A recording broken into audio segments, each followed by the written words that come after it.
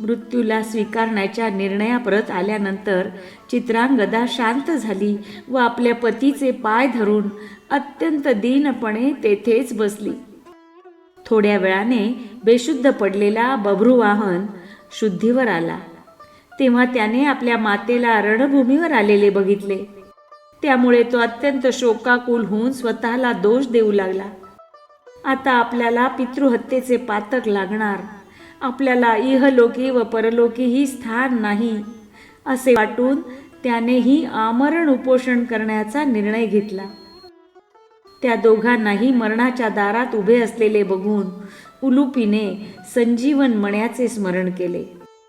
संजीवन मणी तिच्या हातात येताच ती बभ्रुवाहनाला म्हणाली, पुत्रा उठ, तुझ्या पित्याला तुझा पराक्रम बघण्याची इच्छा होती म्हणून मी तुला युद्धासाठी प्रेरित केले होते. तू हा मणी आपल्या पित्याच्या छातीवर ठेव, त्यायोगे तो लगेच जिवंत होईल. बभ्रुवाहनाने तो मणी उलुपीकडून घेऊन अर्जुनाच्या छातीवर ठेवताच बराच काळ निद्रिस्त झालेली व्यक्ती डोळे चोळत जागी होते तसा अर्जुन जागा झाला. त्याला उठून बसल्याचे बघताच अत्यंत आनंदाने व आदराने बभ्रुवाहनाने त्याला प्रणाम केला.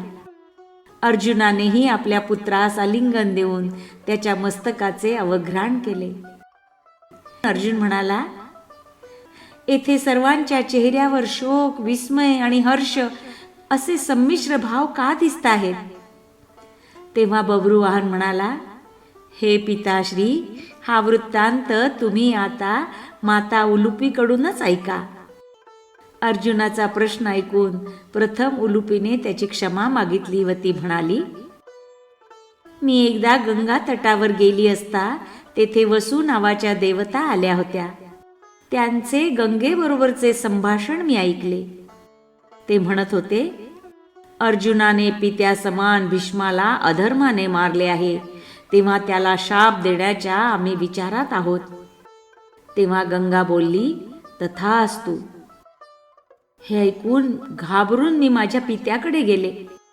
त्याला सर्व हकीकत सांगितली. तेव्हा माझा पिता अर्जुनासाठी रदबदली करण्यास वसूंकडे गेला. त्याचे म्हणणे ऐकून वसू म्हणाले, अर्जुनाने अपराध केला आहे, तेव्हा त्याला शिक्षा होणे योग्यच आहे. त्याचाच पुत्र बभ्रुवाहन युद्धात त्याला पृथ्वीवर पाडेल आणि तेव्हाच अर्जुन शापमुक्त होईल.